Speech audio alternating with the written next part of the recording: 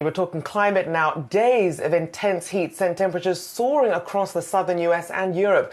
Climate scientists speculate July could set a record as the hottest ever recorded month.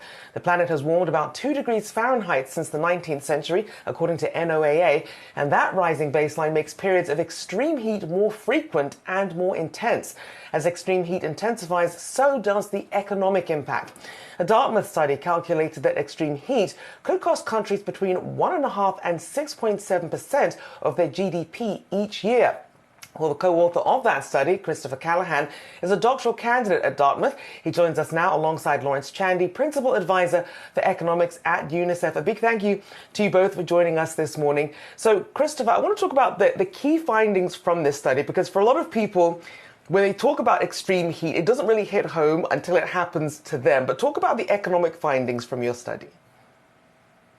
Absolutely. We found that because we know that extreme heat can damage crops, it can make people sick, it can make infrastructure buckle and have all these compounding risks, that when heat waves get more intense, economic growth goes down, and this can have compounding economic consequences to the tune of multiple percent of GDP per capita over time. This happens most strongly in the tropical regions that are already warmest. So if you're starting out at a warm baseline, you are closer to that sort of danger zone of extreme heat. So for the moment, people in places like the United States are not suffering quite as much as places in tropical regions, but that could change as things get worse and climate change continues.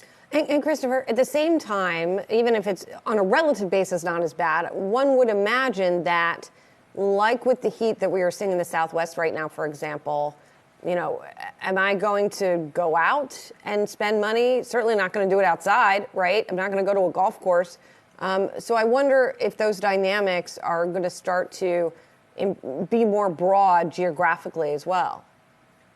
I absolutely think they could be. I think there has been this sort of idea that the people that are most vulnerable will suffer most from climate change. And that is absolutely correct. The people that are already worst off are going to be hit hardest. But those of us in places in the United States where we have widespread air conditioning coverage, that might protect us to some degree. But as you say, people still aren't going to go outside to the degree that they might previously. And there's going to be a lot of more subtle impacts, even in the richest places in the world, that I don't think we quite have a handle on yet. And Laurence, I want to bring you in here because a lot of times when we do see, as Christopher was just mentioning there, it affecting the countries and the regions that already have the most heat, it can be hard for, say, investors over here who want to invest in some of these projects that would help reduce the impacts of climate change to really sort of want to take that on board. What is the incentive there, Laurence?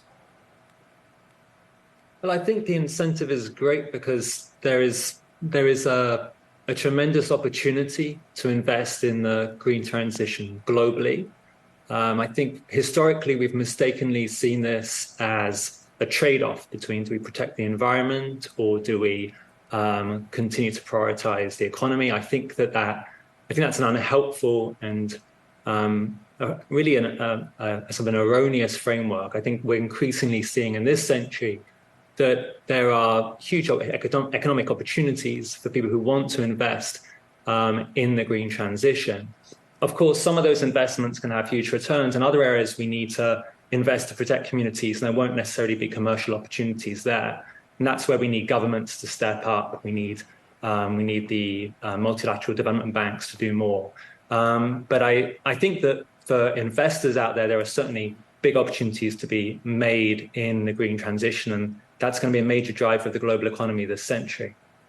Do you think, as you said, we haven't necessarily seen finance move in that direction, Laurence, but what about the governments themselves, local communities, local corporations? Have they at least started to move in that direction that you're talking about? Well, I think the reason why the investors have been slow is because of the cost of capital to invest in developing countries. So there are reasons there that are affecting the returns to international investors, and I think that there's work that can be done to reduce that cost of capital.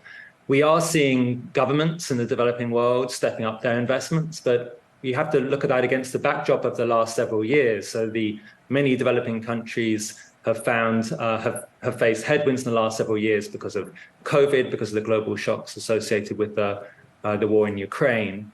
And certainly some of the lowest income countries have high levels of indebtedness. So they are relatively constrained in terms of being able to make the kind of ambitious, large public investments that we've seen, for example, in the US through the Inflation Reduction Act. And Christopher, I want to talk about the labor force here, because when you do have a lot of pressure in one area, you get changes in migration patterns and that affects upward mobility, immigration, things like that. What are some of the ways we should be looking at it in terms of a migration perspective and how that tends to affect economies? Absolutely. To be perfectly honest, I think that's a major unanswered question. One thing that we don't yet have a great handle on is how exactly climate change is going to reshape the global population. From an immediate labor perspective, we know that extreme heat can reduce labor productivity. If you're taking a test in a warm room, you're going to do worse on that test than if you're in a cool room. But putting that in the context of the shifting of populations across borders could create opportunities for people to create sort of new market opportunities in new areas. But that comes with potential political pressures and political instability associated with the mass movement of people. And so I think as researchers, we need to be conscious of this unanswered question, and governments and the public need to be attentive to the ways that migration is going to intensify in the coming years and decades. And Laurence, as we have this push to electrification, that's also putting more pressure on the electric grid, but is then being compounded by these heat waves as well. So what does that mean in terms of the progress that can be made in electrification when you're trying to balance that also with the pressure coming from these extreme temperatures as well? Well, I think that let me break that up into a couple of parts. So the first point is that certainly during heat waves, it can put a lot of pressure on power systems. You can think of heat waves as essentially sort of driving an energy shock by creating huge amounts of demand pressure on a power system. And so those countries who have relatively less resilient, more vulnerable power systems are going to face power cuts, and that's going to have disruptive effects on businesses and, of course, human effects for households.